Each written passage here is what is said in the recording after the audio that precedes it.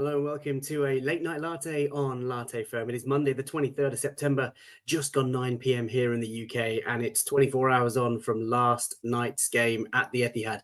Arsenal went to Manchester. We drew 2-2 in the end, and all the talk has been about Arsenal and Arteta and our tactics and our time wasting and our dark arts and whether we're boring. They hate us, and I love it. Inject it deep into the veins. Welcome to the show. There's lots to talk about tonight. I've got a great panel. Dobbo is back and a firm debut for a really good friend of mine, and I can't wait for you guys to hear what he's got to say. So welcome one and all. If you are tuning in for the first time, please do follow on YouTube and subscribe and get involved in all the chat. Do like the video and drop a subscribe, of course, as per. Dobbo's just reminded me that we're not on Twitter. That's the setting error. People can catch up on that, I'm sure. Paul James is first in the house, says, evening all. Tonight's snack check sees me drinking City players and fans' tears. That's a nice way to start off. Louis in the house saying, Arteta is Professor Snape. Everyone thinks he's the bad guy, but in reality, he's the hero, teaching Harry the dark arts from early. Mrs. Stumpy Ninja says, evening Gooners, when they showed Michael Oliver before the game, I shouted at the TV, you're going to make it all about you, aren't you? Dark arts, they must be referring to the refs. Yeah, Vive Lad says, good evening, FK and all. So disappointed yesterday, but having slept on it, we can be incredibly proud of the boys. They are all warriors. It's hard enough with 11 against City. Come on, you Gunners. Yeah, there's going to be a lot of that chat tonight, I think. Raphael catching off. Welcome to the show. Says, evening all. To the outrageously elite panel and to the host with the most. This is the place to be for Gunners far and near. Many thanks, FK, for bringing us together. Thank you so much, Raphael. I really, really appreciate that. Great to have you guys tune in. Great to have you comment and like and share the content. I really appreciate that. Afsar, evening, FK. Hope you're well. Proud of the team yesterday. We did rattle Man 115 City FC. I'm well. I'm exhausted. I got back to London just after 2 a.m. Did the match reaction video, which is on the channel feed. That was about 15 minutes of blurry-eyed nonsense. Then I had to wake up and do the school drop. Then had to drive to Milton Keynes for a work event all day. And I'm absolutely cracking. Straight after this, I'm hitting the bed. Gooner73, hello, fellow Gooners. DJ D10, evening, folks. Keep the chat coming. It is lively in here. Let's bring in our panelists. First up, needs no introduction. You guys all know him. It's Dobbo. Welcome, my friend. How are you? Yeah, mate, I'm good. I think I'm pretty much the same as all the chat. It's kind of like I'm immensely proud of the boys. And yeah, it was gut wrenching when that goal went in, and you saw the City limbs around us. But after the game, though, as soon as you walked out the Etihad, the City fans were rattled. The players are rattled. We are coming for them. And yeah, apart from that, I'm good. Made it back to London safely as you did yesterday, and we go again against Bolton in the week. We go again, indeed. Lemon Fear says, after that performance yesterday, I'm ready to win the league. There's a lot of that sentiment out there tonight. Dobbo, and we'll, of course, talk about a season-changing injury potentially for Manchester City. The Spiz says, I have too much to say about yesterday. I don't even know where to start. Well, stick with us. We've got a really packed agenda. I'll go through the slide deck and we'll take it in a nice slow order. Roy Keane, any thoughts? He had a lot to say about the red card. We'll cover that as well. Paul James says, my sound is a bit tinny tonight. Wow, I apologize. I don't know what's going on. Is that a little bit better? Maybe tell me. I'm not sure. CK says, corruption at its finest. I think there's going to be a lot of that in the chat as well. We're going to look at Michael Oliver's record. I've just been told how many red cards he's given City. And I've been told how many red cards he's given Arsenal, and it is not nice hearing. FK says, "Is your mic on properly?" Sorry, 433. I'm hoping it is. Can you guys? Slight issue with my mic. Right, let me bring in a firm debutant. Let him steal the show while I sort my audio. I'm really pleased to welcome in Haroon. Welcome to the Latte Firm. How you doing, man? Good evening, FK. Evening, Dobbo as well. And yeah, hello everyone. Doing very well. What a game to make my debut on. There's so much to talk about, as Dobbo said. Immensely proud of how we performed yesterday, how we conducted ourselves before, during, after the match. It's just delightful to see how rattled they were by every aspect of our game. So yeah, can't wait to get stuck into it. Mate, it's a great pleasure to have you on. Hopefully that sound is better. I've just switched over to the actual Yeti microphone, so let me know in the chat. Vlad was saying there was a slight issue with my mic. Canterbury Guna says, evening, FK and all, City rattled, Haaland losing his head, Pep kicking his own chair, the Arsenal are back. So much to talk about, but before we tuck into that, let's get Snack Check straight off to a good start. Dobbo, what have you got for us tonight? I've gone easy. I've gone so easy. Just a cup of tea and then a pack of Haribo Star Mix. Yeah, just something nice. Tea. Yeah, with tea. You know me. I can hack anything, anytime, any place, anywhere, anyhow. So yeah, just a simple one for me tonight. Oh, fair enough. And Haruna, I'm not sure if you're familiar with the Snack Check concept we have here. He is. He's nodding. You've got any sort of treats at this time of night? It was probably the one thing on my mind prior to coming on here. So I did a little supermarket shop, got some Lindt hazelnut chocolate. But the star of the show is the Sicilian lemonade to honor a certain Italian. So tried to start on a good note. Amore mio. Fantastic. I love it. I love it. I've gone for a top-notch Snack Check tonight. You guys would have seen this in all reputable supermarkets, but Loca double chocolate wafers that I'm going to dip into my tea as we go through the show. Let me know what you guys are snacking on. Guna73 says Snack Check cheese, bread and sticks with tzatziki. Sorry, my bad. It's been a long day. Let me know what you guys are cooking. Hussein Jafal says, hello lads, great to catch you live. Great to have you here, Hussein, and thanks a lot for the backing. Dan, the sound is a lot better. It was just a quick thing that I had to do. Right, there is a lot to talk about, so we're going to get stuck into the slides. Canterbury Goonies just caught my attention. Mediterranean lemon and herb chicken salad, lemon and herb FC. That's what it's about. Haroon, tell us, when you go to Nando's, what's your level of spice? I'm on the lemon and herb bandwagon. I've got to say, I think this is the first thing we've bonded over. Dobbo's disgusted. Yeah, I'm done for the evening. Thanks for having me on. I'll see you. There's nothing better. There's nothing better. It's the only genuine flavour. It is. It's unbelievable. Paul James says, Balton Chocky Biscuits. Get involved in the Snack Check. Really appreciate all of your comments. Right, let's share the slides. And I guess the first place to start would be Haroon. It's a big game. That's my heading. So gutted, but so proud. Before we look at the lineup, what was your mood going into yesterday's game? It was obviously dubbed, the sort of, the big one between the title challenges. It was heavyweight weekend in the boxing, of course, and it turned out to be a heavyweight game. Were you confident going in? Would you have taken a draw? Were you expecting defeat? What were your thoughts? Hart said, we can do this, we can win it. I think, we're in the same WhatsApp group. I was relentlessly pounding through the 3-1 prediction. I had some weird faith that we'd be able to actually go there and win. The head said this is a very tough block of games. We obviously had Spurs away, then Atalanta away, and my biggest fear was coming into this game with an immense amount of fatigue. But, I think that what I've seen from City this season, there's fallibility. I think we can get into sort of the psychological fallibility that we saw yesterday, but they have been gotten at a few times this season. Brentford in the first 20 minutes of the Etihad were absolutely phenomenal. It's not an exaggeration to say they could have been 3-0 up. So I was hopeful that, given that we have such a strong foundational defense, we could do something on the break. And I wasn't as scared as I thought I'd be until about 15 minutes in. Well, we'll talk about how the game unfolded. I kind of share your sentiment. Like, I was a little bit nervous about the fact that we'd had 3 really tough games in a week, and Spurs away, Atalanta away, of course, on that Thursday night. City had played the Wednesday, Ødegaard missing, and I think if we'd have been full strength, and obviously if we'd have had 11 men for the entirety, I think we would have taken the game to City and won there. But I'd have taken a draw before going to the game. Wally and I drove up, and in the car journey, we were saying, 0-0 would be good, 1-1 would be a good result. And obviously it was a draw, but the way that the kind of result and the game panned out, not ideal, and it feels like we've dropped points. Dobbo, the team news as per Arsenal.com. Raya kept his place in goal. Lots of talk about time wasting from him. Timber, Saliba, Gabriel, Calafiori coming in at left back. Timber playing at right back. Thomas Partey. We'll talk about all of these individual players throughout the show, but Partey I thought had a really good game with Rice and Havertz in midfield, Saka, Martinelli and Trossard. Was that the right lineup for you, Dobbo? Yeah, I think so. I thought that it was going to be the same lineup as Spurs. Obviously, the change in there is White for Timber at right back, and then Calafiori coming in to cover Timber. But obviously, Arteta said that was down to Ben White having a bit of a small injury, so it makes sense in terms of that. And I thought that the game plan was good at Spurs, and I thought that the team that we put out against Spurs was good enough to go and cause problems against City, keep that solid foundation, that spine of the team strong.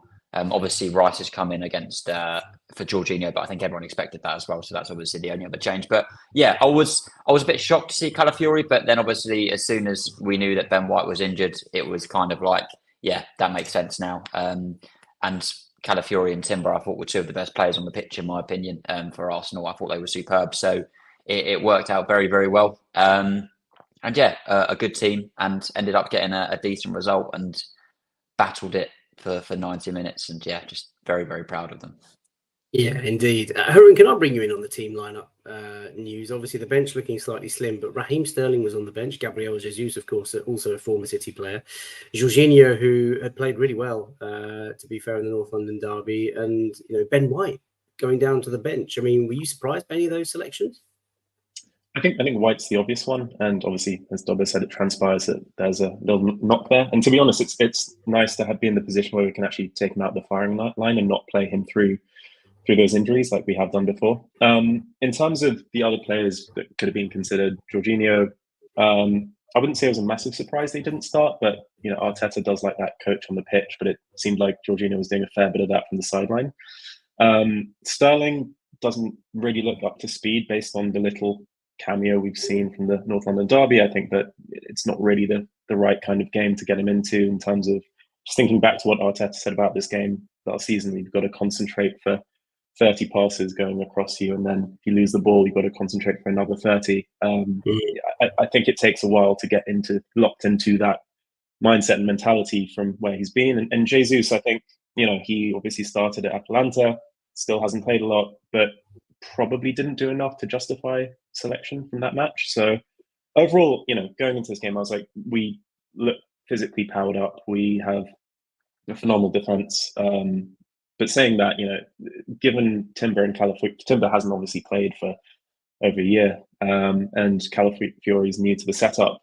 They're 22 and 23, to come into this match and play like they did is just sensational.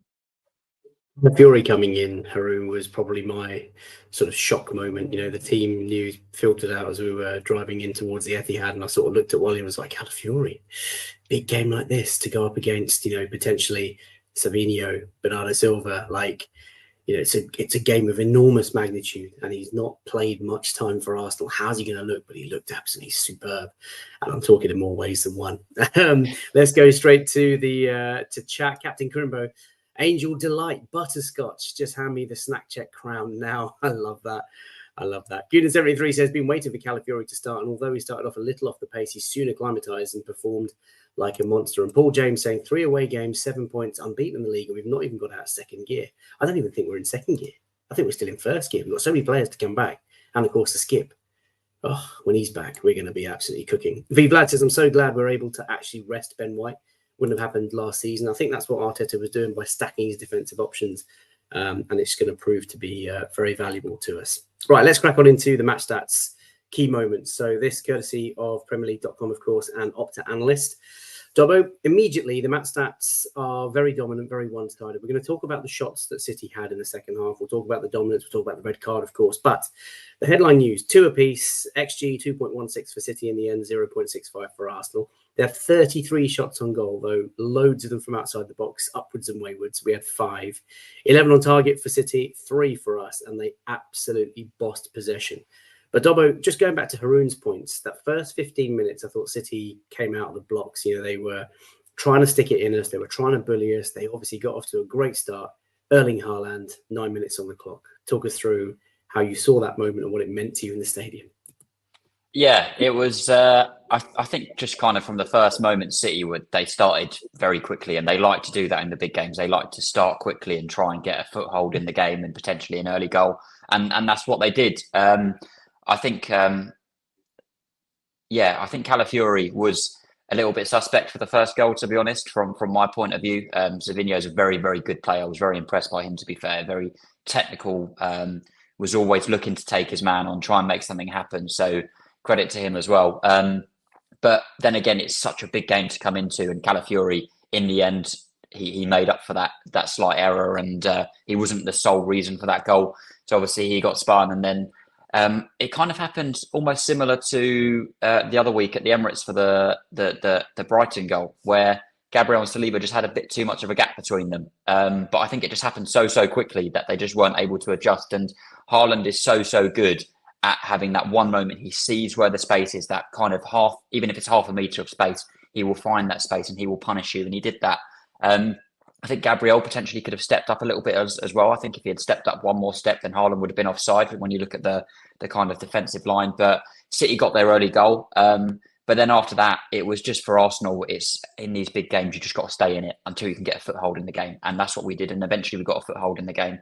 And I think personally, for me, from the kind of 25th minute onward, I think we were the better team in that first half. And I think we deservedly got back on level pegging and then got the late goal in the first half. But yeah, City started well. They always try and do that in the big games, but we responded to that and we survived that moment and we got through it. And yeah, it is what it is. And we responded. So I was quite happy about that. I thought it was a lovely finish, if I'm being brutally honest. You know, it was a good slide ball through. Haaland raced through. City fans, they were buzzing, you know, before the game, because they know obviously they're at home and, you know, Arsenal are coming to town. And when Haaland went through, my heart sank. You know, the ball sort of just beautiful finish. And actually, when you look at moments like that, I was driving home from Milton Keynes today from work, and I was thinking, like, it would be so good for us to have someone so clinical. Like, he scored like 100 goals in like 100 games for City. I'm not saying that we need that sort of prolificness, but like, just, you know, when he went through, there was an inevitability of what was going to happen. And then, of course, he wheeled away celebrating, and the announcer, he's so loud at the City Stadium. I don't know if it's me, but he's like louder than any announcer that I've ever known. You're not nodding your head, but you know what it's like. At that moment, Haroon, you know, 1-0, and then they get a free kick, they hit the post. You know, you said just a few moments ago, that opening 15 minutes, like heart in mouth stuff. We could have been 2 down, 3 down.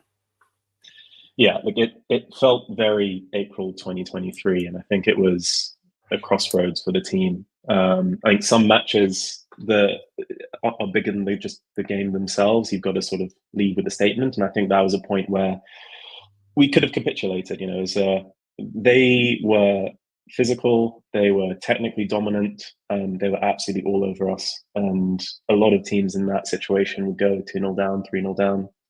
The Gundogan volley, him hitting the post with the free kick. It just felt like the narrative of the game had been set. Obviously, there are things that helped change that, but I think immense credit has to go to the team for just sticking in there, not panicking, not feeling sorry for ourselves, just saying, okay, we need to see this out however we possibly can. And that's a real sign of maturity. I think that it's very easy when you concede a goal like that, which, to be honest, is, yeah, as Dobbo said, like Calafiori could definitely have done better on defensively against Savini on the left hand side. But the run that Haaland makes to exploit that gap between the centre backs and how he looks to stay on side, and the finish is just absolutely world class. So they maximised their dominance in that period. They could have possibly gone even further after that, but I think, yeah, we did a sensational job to just make sure we're going to stick in it and try to change the tide however possible. Yeah, I think you're absolutely right. And, you know, to Dobbo, to your point earlier about, you know, in these sorts of fixtures, you just got to stay in the game.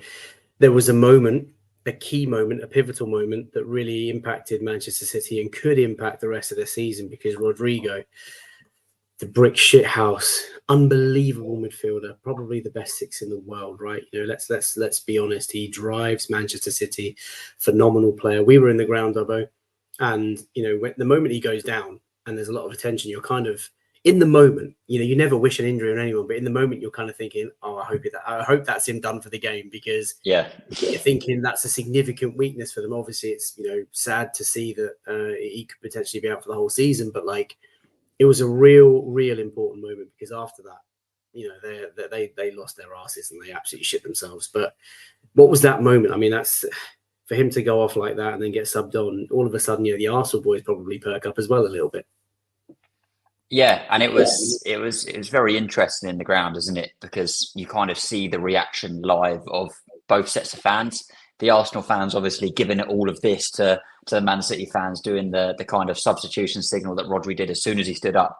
And that's the thing. Rodri is one of those players that he will try and stay on the pitch as long as he can. He will battle through if it's a small injury. But as soon as he stood up, he was giving it the whole spinny hand, and it's like that they know in that moment that something's wrong.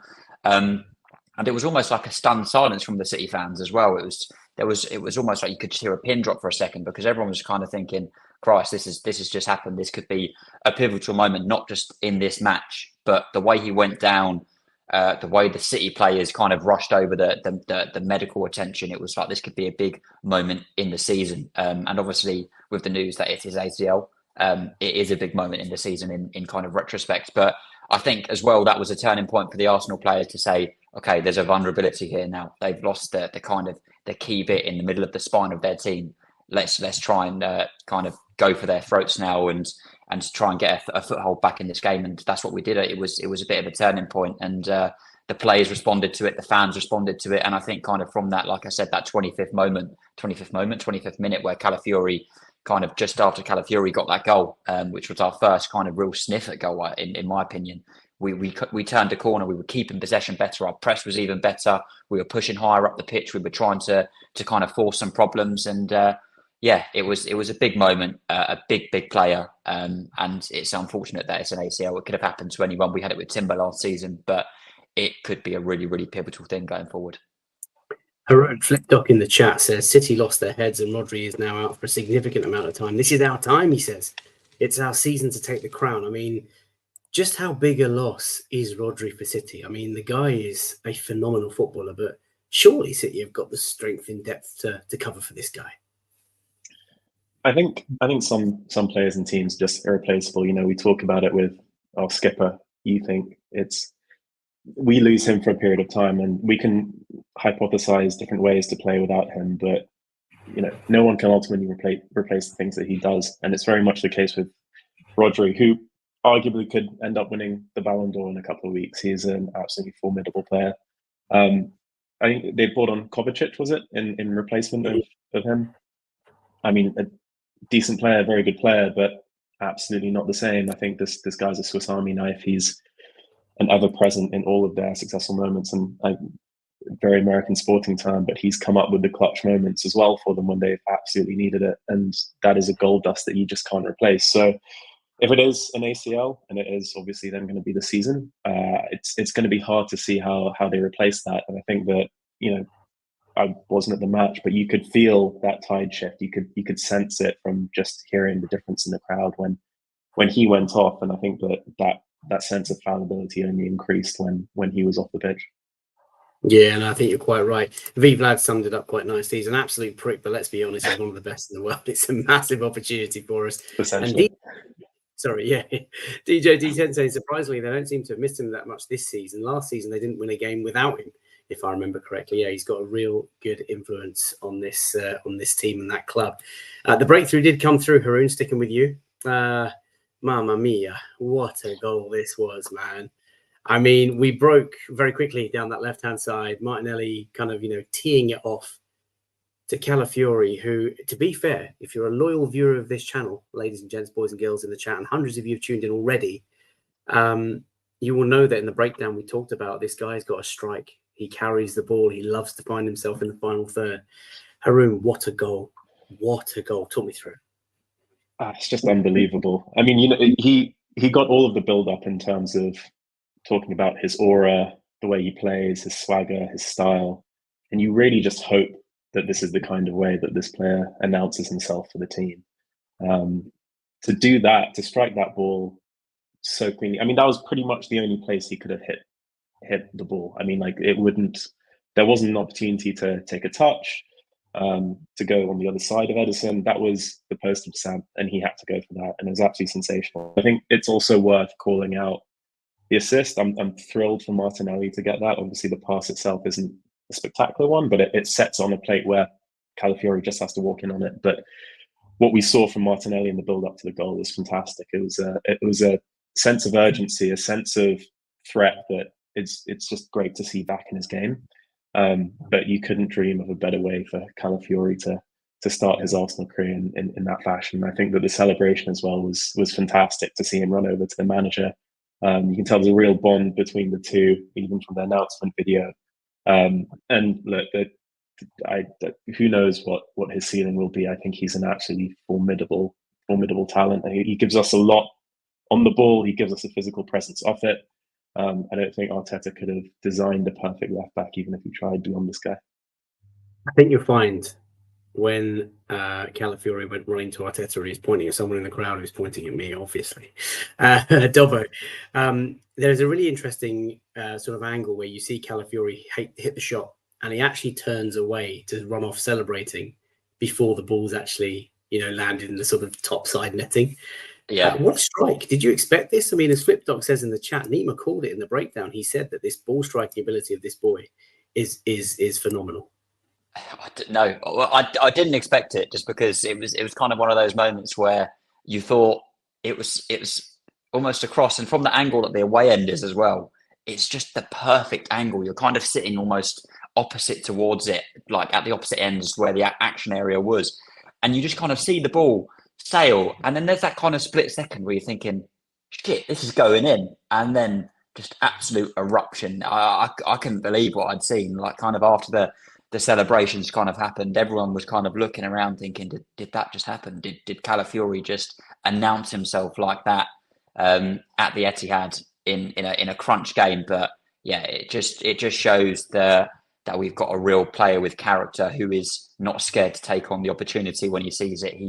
If he's got the ability, then go for it. And you need big moments like that from big players in games like this. And Calafiori stood up and he provided that moment. And it's just the angle that you kind of see it. There's the angle that's come out from behind. And it's just immense. And yeah, just the aura to see him kind of turning and with the arms up as the ball's sailing into the top corner and Ederson's kind of trying to get there. It was just a beautiful goal, a fantastic moment, and I think that was another real kind of turning point in the momentum of the game for that first half. Talking of aura, the king of Brazil gave us a lead just before half time, and I've just brought up the attacking threat chart, but Haroon, the goal, I mean, the guy is insane at set pieces. Nico Yova is going to get a real big Christmas gift, I think, from all players, staff and coaching staff, but we're so deadly at them. And then Saka, I think it was, a minute into injury time? Saka floats it across. There's a little bit of, have you seen the Kyle Walker video where he's sort of just trying to jab him, trying to sort of tickle him or poke him? And then Gabriel just literally just dummies him and just goes charging into the box and nothing stopping him from making that contact. Yeah, I mean, in terms of a box defending and box attacking centre-back, I don't think you get much better in world football at the moment. He's just a monster. I think there are lots of elements of this goal to love. The fact that it was such a well choreographed move that we did it pretty much identically twice. Should have scored the first one, arguably. But the delivery from Saka back to back was just exceptional for both corners. Obviously, you both were at the game, so you didn't see the graphic flash up on the Sky Sports where it said, obviously, we're the best from attacking corners, but City are the best from defending it. But I think part of the is that right? Is that right? Yeah. Is that are they the stats? Wow. And I think that was another poignant moment of us just saying, we're not going to be bullied. We're going to monster you in the box. This is our speciality, and you're just going to have to watch. I think there are loads of elements of the goal that are great. Obviously, Gabriel's run off Walker, it's fantastic. It's aggressive. Martinelli and his sort of sly backing into Ederson, absolutely not a foul, but like very, very intelligent. And I think that, it's just fantastic to see that we've got this psychological hold over the league when it comes to these set pieces now. I mean, whenever we get a corner, you can see people behind Saka or Rice, whoever's taking it, sort of looking at each other, they're like, oh God, this might be it, this might go in. And I think that is, again, just another element of our game that is leading to this level of dominance that we have. Like Gabriel, his arc as a footballer for this club has been exceptional. He came in as sort of a nondescript signing. It wasn't a Saliba type of signing where he was destined for greatness, but he's chiseled away at his game. He's improved year on year. And what he is now at the age of 26, coming into his peak, is an absolute leader of this team. yeah, have nothing better to say than other than that already. Well, Flip Ducks just said the highest goal scoring centre back in Europe's top 5 leagues since he joined us. What has Arteta done? The purpose of having the attacking threat chart, again, to your point, Dubbo, earlier about you saying, once Calafiori had scored, you're on level playing terms. Rodri's gone off by this point. The game has completely turned. And, we sort of bossed a good 10, 15-minute spell. Of course, got the goal just before half-time. And then, of course, the second half is total dominance. But there is a reason for that. And let's go on to that reason now. I'm going to do something a bit unusual and skip away from match stats and key moments and bring up the moment it all changed. And it's all about Michael Oliver and a crazy, crazy harsh yellow, in my opinion, for Leo Trossard. Now, as far as I recall in the stadium, Dobbo, I saw there was a foul from Trossard. Like, he backed into someone as he went up for the header or something like that. And the ref was very quick to take out his yellow. At the time, I wasn't paying attention to the whistle, obviously. I was just like, oh, that's a foul. And we all thought immediately that, wow, he's given a second yellow for just a nudge in the back, like so close to half-time. It then transpired at half-time that it was actually because he kicked the ball away. Now, lots of professionals, Roy Keane, I heard all the TalkSport stuff this morning. Martin O'Neill, obviously a very famous former manager in the Premier League. They've all talked about it. It's simple. Trossard has broken the rules. He kicked the ball away. He's delayed the restart. He deserves a yellow. What did you make of it all, Dubbo? Yeah, I think I shared the same sentiment as you in the moment. I was like, oh, hang on. And I think half the people in the crowd as well didn't really realise that Trossard had been booked. They almost forgot they'd been booked early in the half. But instantly, as soon as I saw that yellow card, I turned around and I was like, he's getting sent off, isn't he? And then Oliver pulled out the red card and I think it was just absolute shock as well, like pretty much the final action of that first half. And we've had a player sent off after just going 2-1 up.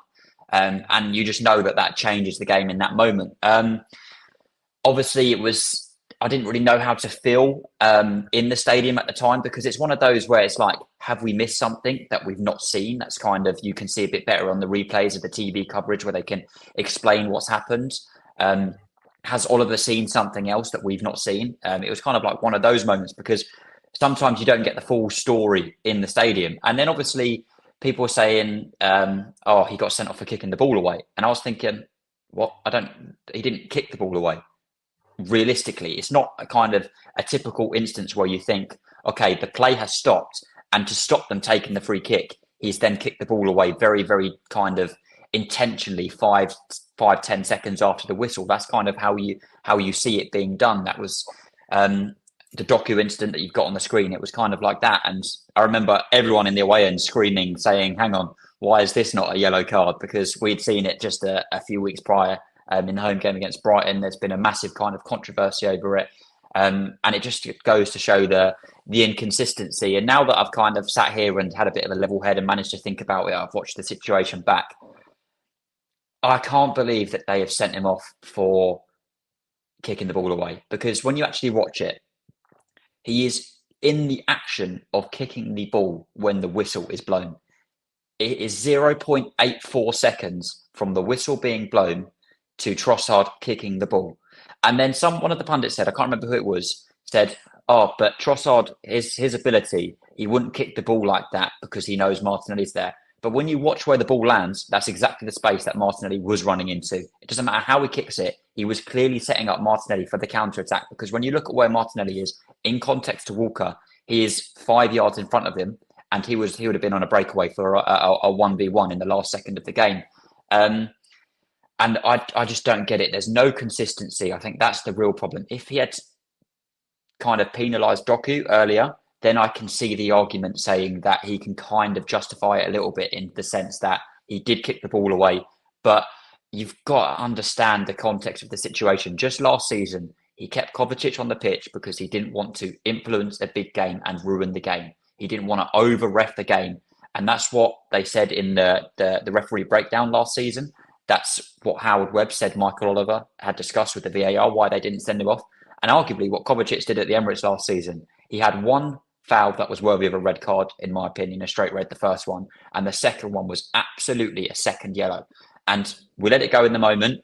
And if he had let this go in the moment, then you can kind of say it's almost like quits. It's the same thing. He doesn't want to over-ref the game. He doesn't want to do anything. And it's not like Trossard did anything cynical. You can tell by his reaction as well, the way he turns around, and it's almost like he's in shock. He's like, what have I done? I've not done anything to justify a red card. Timber was going crazy. The Arsenal players were going crazy. But unfortunately, it's one of those things. And yeah, there was the article that came out today saying clubs are angry about the inconsistency in the standard of refereeing, and they want to have some further talks on this. And I think that we're completely justified in saying that we do feel hard done by as Arsenal fans, because just to have 2 instances in the last 3 Premier League games like this is just crazy, in my opinion. It's things you don't ever see. And we didn't see that last season. We've not seen it in any other games, really. There was the other howler with Morgan Gibbs-White where the referee said he got the ball and then the 4th official said, no, send him off. So he sent him off. And it's tough. It's just the inconsistency. Michael Oliver, the same situation happened at the Emirates in terms of the potential for a second yellow last season, kept him on the pitch.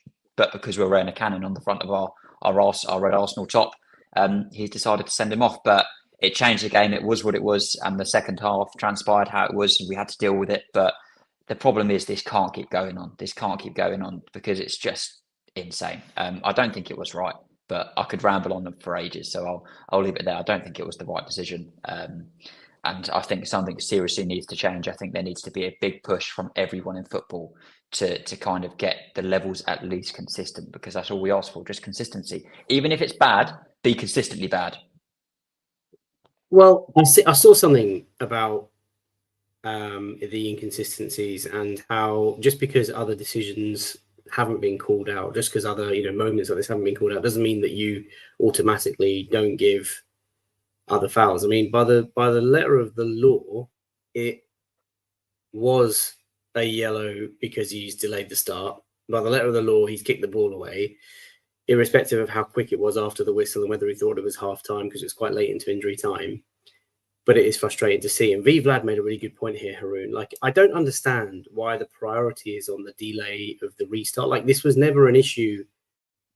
I just can't remember us ever talking about stuff like this, like in the past. Whereas V Vlad says, how is it acceptable? Trossard gets a red for something like that. When Lisandro, we all saw the game against Palace where he's jumping in the air, 2-footed, like for an actual dangerous tackle. Like, there are so many other things that we need to be focusing on rather than stuff like this. What did you make of it? And again, as Dobbo was talking, I brought on screen the image from last season. Michael Oliver didn't want to ruin the spectacle by booking Kovacic for something like that, and that's exactly what happened. He ruined what I thought was a tremendous game of football. Yeah, it's exasperating. Like Dobbo, I could rant about this all night. I think there are 2 elements to this. There's the context of the game itself and how it impacted that, and the consistency of the decision. And then there's a wider piece on what we actually want this game to be and how we want games to be refereed across the board. Obviously, it changed the game. If you're down to 10 men at City, you know what's coming for the second half. I think everyone, whether you're in the stadium or at home, sat knowing that it's going to be an absolute onslaught.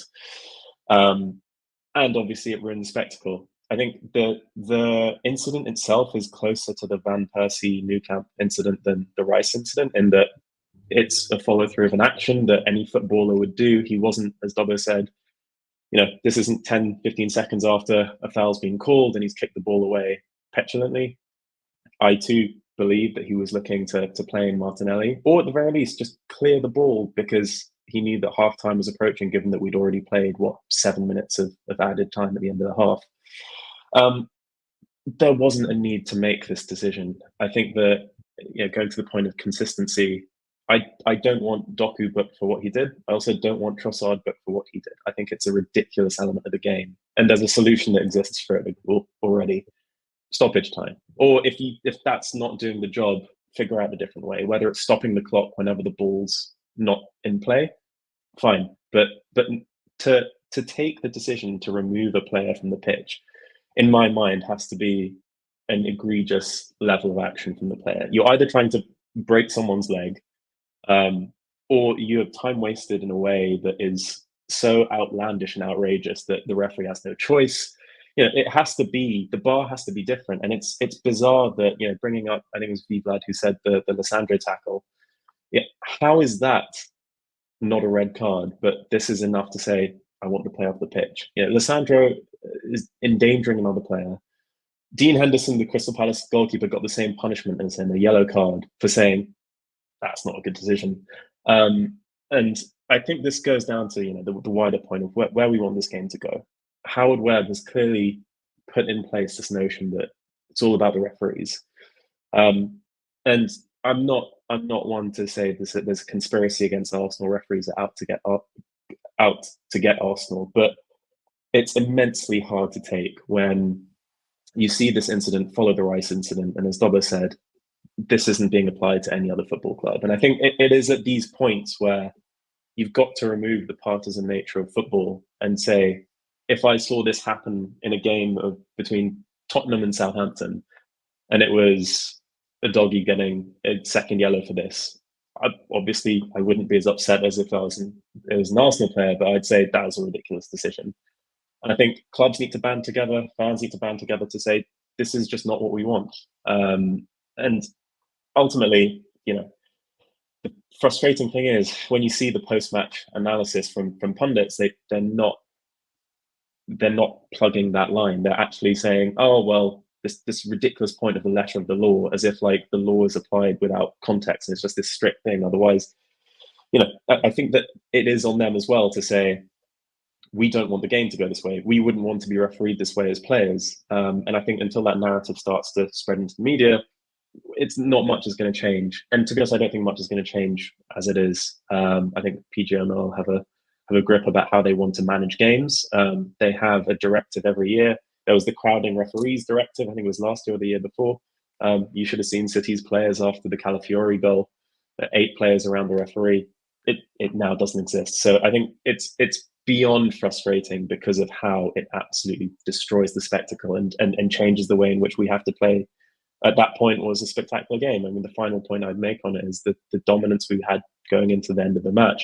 The last sort of 7-8 minutes of that match, we were hitting about 60% possession, really looking like a dominant technical team, and all of a sudden we've got to completely switch that for the second half. So yeah, really, really disappointing that we have to talk about it, to be honest. The more I think about this, the more it sort of raises my blood pressure and sort of hatred for the way the game is evolving. I take all of your points on board, chaps, about the refs need to be refereeing the serious stuff. Delaying the start has just never been an issue. Certainly, Arsenal are not the sort of team where we'd want to delay the start. Like, it just doesn't make sense. And when you think about the timing and the moment in that game that it happened, like, it's so close to halftime. It's past the injury time that was given. Like, just use your common sense. And people talk about spectacle. These are the top 2 teams in English football going head to head in the first title showdown of the season. And at that point, it was an enthralling game of football. Like, City flew out of the blocks. First 15 minutes, brilliant. The way we handled ourselves and got back into the game and then edged ourselves ahead in the game. That second half, it would have been pure cinema had it have been 11v11. Genuinely, it would have been a fantastic game of football.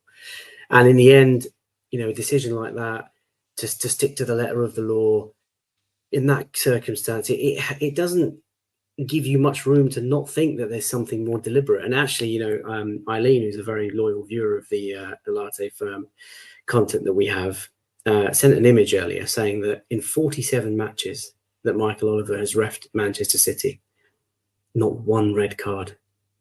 In 47 matches that he's reffed Manchester City, he's given 64 yellows. He's reffed Arsenal in 42 games and he's given us 7 reds, 94 yellows. That's all I'm going to say. That's all I'm going to say on that. But listen, the red card was a big turning point in the game. Lots of comments about consistencies. And yes, it was Michael Oliver who didn't book Dominic Szoboszlai last week, just at Anfield, kicked the ball away, desperate kick the ball away. It was right at the end of the game. So he's probably just used his common sense and thought, right, Liverpool got the points. What's the point? They didn't. They were losing. Oh, was that the Forest game? That was the Forest game. Yeah, they were losing. It's mental. And that was the problem. It's so much more obvious. It was a deliberate action. The play had stopped. The whistle had gone. Szoboszlai knew exactly what he was doing. It's completely intentional. It doesn't matter that they're losing. People are saying, "Oh, but they were losing, so they're wasting their own time." It doesn't matter. Is that the letter of the law? No. It's just crazy to me. But yeah, we live and learn. We move on. Yeah, we do, and let's move on. And Devon Smith is just this is it. Wasn't he paid off by the United Arab Emirates? He's been refereeing in Dubai. Let's not talk about the dishonesty here to the federation that Jurgi has just reminded me of. I've just brought up as you talked, Dobbo, the stats that we said at the start of the show. 33 shots on goal for Manchester City. Lots of them were from outside the box. The fact that we had, look at the pass network for the second half for Manchester City on the right hand side. They were going side to side. They were trying to penetrate ever so hard. But this is testament to what I thought could have been moments away from one of the most defensively resolute performances, most impressive performances from any team, from any Arsenal team that I've ever seen. Like, we were so close to it being almost a perfect 11v10 scenario. And 11v11 is hard at City as it is. 11v10 is virtually impossible. But look how sort of desperate, they were. And this is where Rice, Partey, Havertz deserve a lot of credit. Haroon, it could have been the perfect 45 minutes, a masterpiece in defending. And, actually, if not for some jammy sort of ricochets towards the end and obviously extra injury time, we probably would have seen it out. Yeah, I don't think the end result takes away from my feeling that was an all-timer defensive performance. I mean, it was just incredible. Obviously immensely gutting, but the application, the concentration, the tactical discipline was on another level to what I've seen. I think in the context of the match as well was exceptional. And I loved it as well because you can get into this train of thought that because City had an overwhelming amount of possession and just look at the passes in that network, that they're the ones dictating. But actually, Arteta came out at halftime, said, Ben White, go on, we're playing 5 at the back, at times 6 at the back, with Martinelli dropping in. You're going to play to our beat. And the thing that makes me feel that the most is most of the passes and the shot actions went through Akanji, Diaz, and Walker. And there's no way in hell that was part of Pep's plan. And I think that also plays a part in why they're so pissed off at the end. They could not break us down. I think, as you said, special mention for Partey, Havertz, and Rice. The discipline to know who to close down when to close off the angle for the shot was perfect. And you'd have sort of 4 or 5 of those incidents every sort of 15 seconds where they'd have to make a judgment call, and every single one was correct. There wasn't a single player you could look at in the second half you'd be like, they didn't do their job. Yes, it's a shame. City worked a short corner in the 98th minute, and there's a deflection in the first shot. There was a deflection that led to Stones getting the shot away, and Raya could have even saved it in the end. But the effort and the impact was monumental, and I think that it probably scared City to think that if there's a team that's willing to dig into resources that are that deep and go that far to protect this goal, we must have some unhinged gene to want to really, really win this title off them. There's a level of fight that just I haven't seen in a long time with an Arsenal team. So I think it's part of why you've just got to absolutely love the performance. And obviously it's an absolute dagger at the end, but trying to take that out of context in the goal line today and say, look, every other team that's gone down to 10 men from the top 6 against City has been absolutely pumped. I think, a prime example is Liverpool. I think it was 5-0 in 2017 when Mane got sent off. United have gone down 4-1. Chelsea went down 6-0. That's the game City wanted us to play, but we dictated it. Even though we were put in the position to have to play in that way, we dictated it. So immensely proud. To say, I mean, we know we've just talked about the red card. Just looking at the football in that second half, there was a real sense of purpose and intensity and tempo from Manchester City. And listen, if they were playing any other team bar Arsenal, I'll be honest, I was actually in awe, of watching City, the way that they were just passing it around, and they were so patient in their build-up, and they were dominating possession. We couldn't breathe. They were suffocating us. They were dominant. They were knocking on that door. And of course, eventually, like you say, Haroon, they got the dagger. fortuitous with the sort of bounces in the box, and John Stones, as £50 million centre back off the bench, just comes on and twats it into the top of the net. I mean, it was a real bitter blow. But Dobbo, look, it was brave. Really loved the effort from the boys.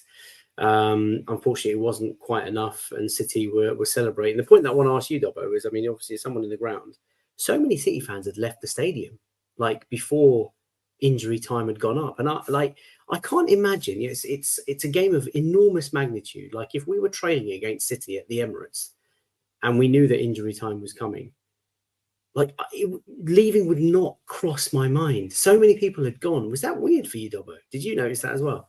Yeah, it was, because the Arsenal fans were kind of making quite a big deal of it, and it was, you can even see it in that picture there. There's loads of gaps in the seats. Yeah. And I don't believe it. Like, in such a game of such magnitude, it's just crazy that people were leaving early. And that's why you don't do it, because moments like that happen. Obviously, it was against us, but obviously, as a City fan, you've now missed that potentially pivotal moment in the title race, even though it's very, very early on. Realistically, we are the two teams that are going to be going blow for blow throughout the season to try and win the Premier League.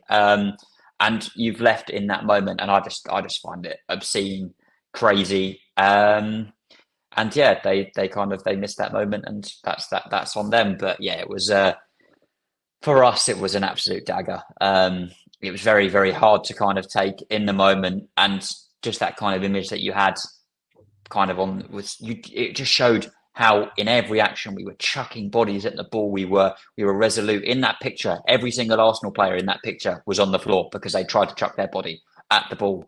Raya actually touched the ball on the way in as well. He, like, another half a foot up, his knee was raised. That John Stones finish is being deflected back into the box and potentially cleared. But yeah, at that point in the 97th, 98th minute, you're thinking, Christ, it feels like 2 points dropped. But at the same time, I think it's still a point gained. And when you actually look at it in context of the whole game, playing away against City, going 1-0 down in the first 10 minutes, responding to come back 2-1, and then defending for your lives for a whole half of football with 10 men. No other team in the Premier League does that. I don't think any other team in Europe does that, to be honest, in my opinion. Yeah, they left it all out on the pitch, as it says there. Brave effort, brutal ending. It was a brave effort. It was a brutal ending. But I think mentally, I think this will do a lot for us when the players look back at it, and it just goes to show that when you kind of fight for every ball, you fight for every moment. We are more than good enough to do it. And I think that this, even though we've dropped kind of 2 points from potentially a winning position in the last second, I think the mental resilience and the kind of mental strength that we can get from this is going to be worth way, way more than that over the course of the season. And yeah, it's so nice to see the players that wear your kind of club shirt fighting like that. That trip to Manchester, 200 miles up there, 200 miles back, it just makes it worth it. Driving up in the rain, driving back in the rain, kind of cold and bitter when we came up the stadium. It makes it all worth it, even though we didn't get the 3 points. That's what you go to watch football for. It's those moments, and hopefully this is a moment that we can look back at the end of the season and say it was still an excellent point, because I think that it is, and I'm proud of those players.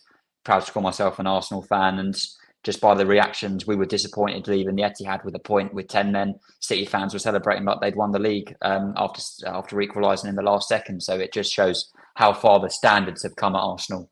And yeah, it's just it was a brutal ending, but looking back at it, I'm so proud. That's a big point. Yeah, I think you make a really important point about the order of play. Had we have been 2-1 down and we'd got back into the game and drawn 2-2, we'd probably be feeling very differently. And I think it's just the way the game played out. We were 2-1 up, we had the red card go against us, and we defended so well, like 45 minutes kick-off at second half, and I was clock watching straight away. It's like 48 minutes, 50, past 60, past 70. Oh my God, we're into the 80s. Oh my God, injury time. Like, it's so gutting that we just couldn't hold on. But look, it is what it is, and that's what's happened. But Haroon, again, look, I've just brought up comments from the gaffers after the game. Pep Guardiola saying, look, an incredible compliment to Arsenal. We did well, and in the end, we were lucky. He says 99 points to play for Arteta, echoing what Dobber was saying. I'm so proud of the team. We played the game in an unbelievably difficult context. We ended up conceding the goal, but it's already a miracle that we played that long with 10 men without conceding. What are your closing thoughts, Haroon? I mean, it was a valiant effort. I think there's a 1 minute snippet going around from the Arsenal Vision podcast where Clive's talking about the message has been sent. Like this result, this performance, the way we defended, the way that we came back, in this heavyweight sort of contest, will have, you've got their attention. Like they are, you've got them rattled. What are your thoughts? Absolutely. Look, I think that to sum it up, I'd say we're agonizingly close to winning the battle, but we've shown everything, every trait that we could win the war. There are 33 games left. We've shown that we are a team that can play with every different face, every different part of the game. We can play in transition, we can dominate on the ball, we can play low block, we can play mid block. And I think that you can just look at the City reactions at the end of the match. I mean, you're Erling Haaland, you're one of the best strikers, arguably the best striker in the world, and you're squaring up to a 17-year-old and telling Mikel Arteta to be humble. It's pathetic. Bernardo Silva doing the same, saying that Liverpool came to win, and that's the difference between us and them as their rivals, having gone 4 games now without beating us.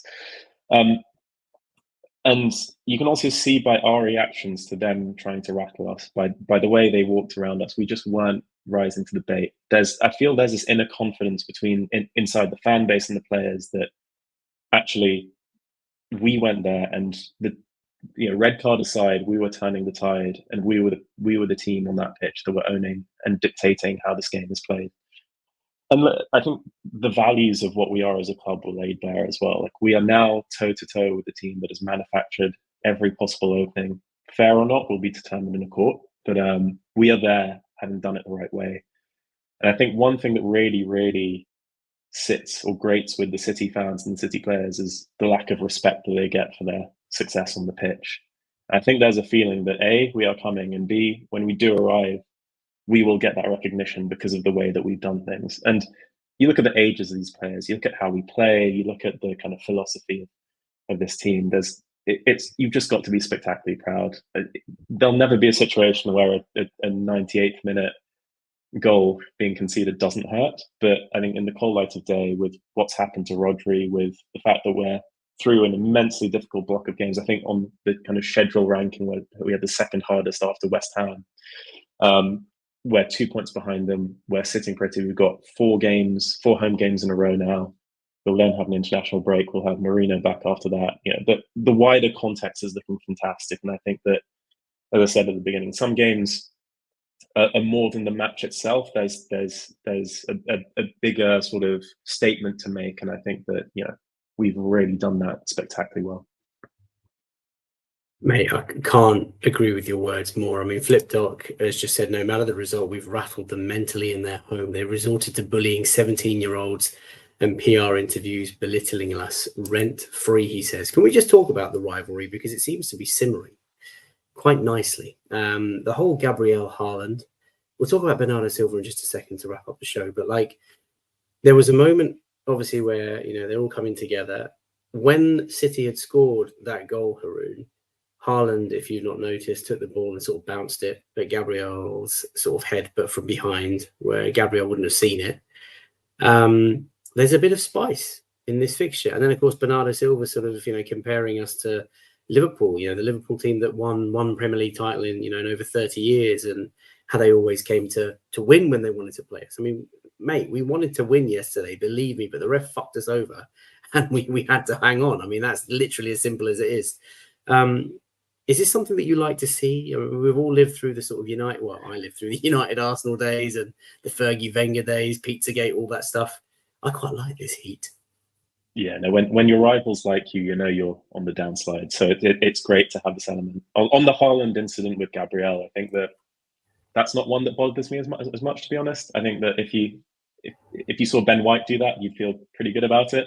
So I'm not too fussed by that. I love the fact that we're just willing to go toe to toe, and seeing sort of a string of City players come out after the match Arsenal players aren't really saying anything, but I think City players are taking turns to share their grievances about how we approach the match. And I think that one thing they did with the Liverpool rivalry was really pacify it. It became something that was almost a friendly recognition of each other's qualities. And I don't want that. I think our edge is to keep our team focused and fired up, to keep that hunger. And it's something they're scared of. It's something that even when they try to match it, they're struggling. They just come out the other side whining about the result and the way we played. We're not going to play the way that they want us to. Why on earth would we do that? So I think that it's always great to see. I think the league needs this. I think that it's, you always hear, well, not always, you sometimes hear commentators say, "Oh, these aren't scenes we like to see." I absolutely love it. I love seeing our 17-year-old get a yellow card before he's come on to make his debut. I love seeing images like this of Gabriel squaring up to Haaland.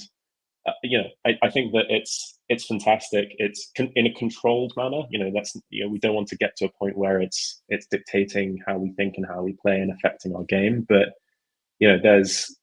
I've just got the 1st of February in my mind. I've just got this notion of them entering N5 and being absolutely petrified of what's about to await them at the Emirates, and I cannot wait for that game. I can't wait for that return leg. I want it tomorrow. Return leg, you know what I mean? Return fixture. I want it tomorrow. Dobbo, last question on this before we look at the league table and wrap up. Did you see the comments at the end? There's a video going around of Haaland saying, stay humble to Mikel. Mikel just looks at him, doesn't say a word, just does really well to keep his temper actually there. And then he calls Gabriel Jesus an effing clown, and it all sort of kicks off. It's a bit unpleasant. What did you make of that? I already know that Mikel Arteta has downloaded that video in 4K, and he's going to show that on the big projector when they come to the Emirates, because it's as Haru said it, he is the best number 9 in the world, in my opinion, the best out and out number 9.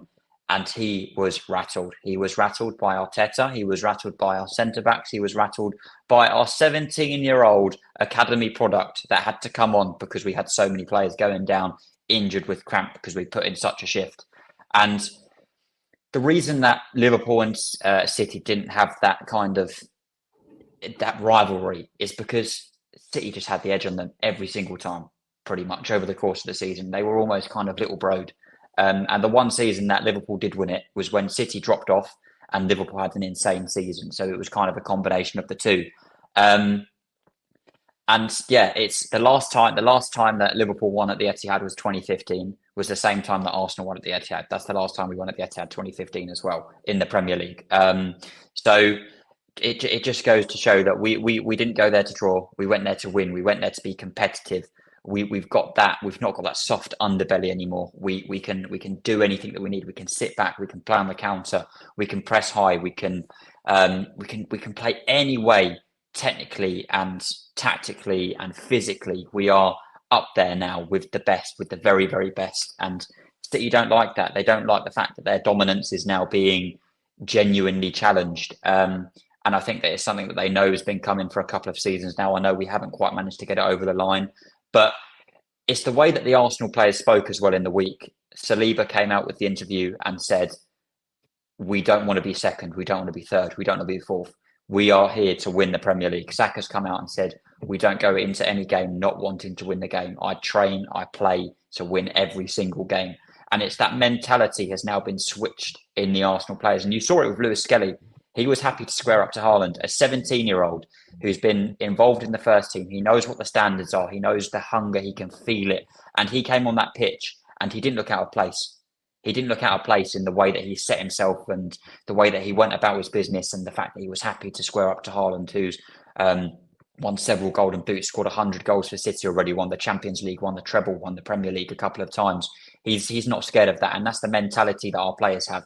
And City don't like the fact that we are challenging that. And like Haroon said, Mikel Arteta and the players, that's one thing they don't do. They don't forget. They don't forget what has transpired. They don't forget what has happened. And we will be out for blood at the Emirates. And yeah, I can't wait for it. I cannot wait for it until February rolls around. So hopefully it comes around quickly and we're 20 points above City by then. That would be the most ideal situation. But yeah, I can't wait for it because I know the players are going to be up for it, and I think that's going to transpire over the whole season, not just City. I think we've got that fire really lit under our stomachs now. Yeah, lots of comments in the chat coming about getting revenge and how Mikel Arteta is going to use this as a positive, like the Ivan Toney tweet. BX Gunner 81 says City kicked the Hornets' nest and now they're going to have to contend with us for real now. Let's see what happens. O'Malley's just reminded me that we've got the League Cup coming up. Gosh, I'm so exhausted about City. I can't. Bolton on Wednesday. There's going to be significant changes to the team, but there we are. Right, I think we're going to wrap it up now. We're going to sort of look at the league table, but that is the end of Manchester City 2, Arsenal 2. What was supposed to be a heavyweight contest, an enthralling game as it started off, ruined, I think, by just a little bit of impractical refereeing so late in that first half. Could really have just, used that common sense, kept it, get spectacle that the Premier League, needed and deserved, I think, this weekend. Unfortunately, it turned into a one-way sort of traffic show, and Arsenal had to hold on, and we almost held on to get the 3 points, but it was a point for us at the Etihad. And listen, I think we've got them rattled. We've sent them the message. They know we are for real, and like Haroon said earlier, unbeaten now in 4 games against City. That is going to be bugging them, and now, of course, without Rodri, that is further exacerbating the frustration. Exacerbating, what a word. Right, let's bring up the league table as we normally do. Haroon, you're going to love this.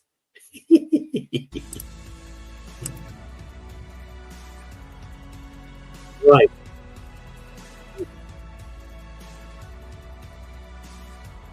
Is Dobbo even there? Haroon, can you hear me? I can now, yeah. Excellent, it's all clear. Right, the league table courtesy of PremierLeague.com. City are top with that last gasp draw against us yesterday. Liverpool are second after winning at home to Bournemouth. They obviously got beat to Nottingham Forest just a few days ago.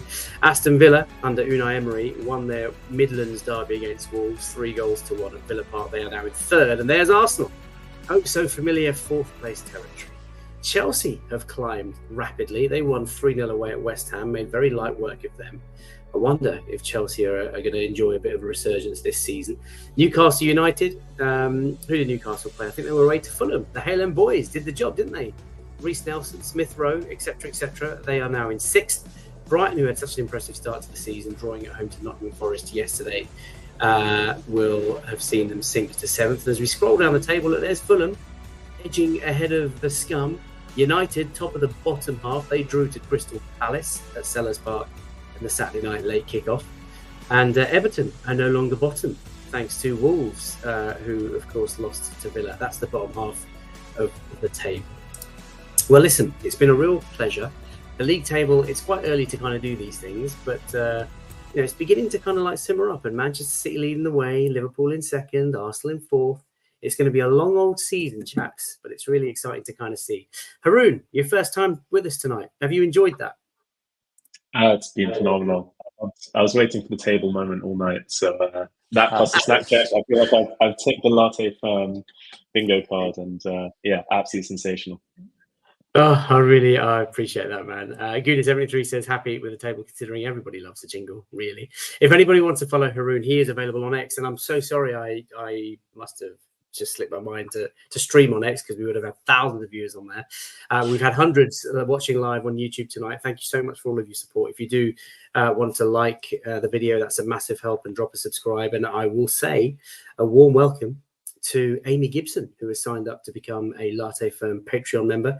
16 of you now as part of that community, which is great. And one of you will win the opportunity to be my guest, or maybe just take a single, to the Champions League game coming up at the Emirates in just a few days' time. So watch out for that. That'll be tomorrow on Patreon. If you want to sign up and support the channel, that would be greatly appreciated. Anybody who wants to follow Haroon, he is available at Haroon Hickman. And if anybody wants to follow Dobbo, you guys know Dobbo. He is at Dobbo0107. Chaps, thank you so much for joining. Really appreciate all your support. Really appreciate all your time. Thanks for making time to join us for this chat. I'm going to go to sleep because I feel like I could sleep for days. I'm absolutely exhausted. We will leave it there. It's Bolton on Wednesday. We'll do something. And then it's the Premier League at the weekend again. The games are coming thick and fast. You love to see it. We're back, baby. City are rattled. Good night. Take care.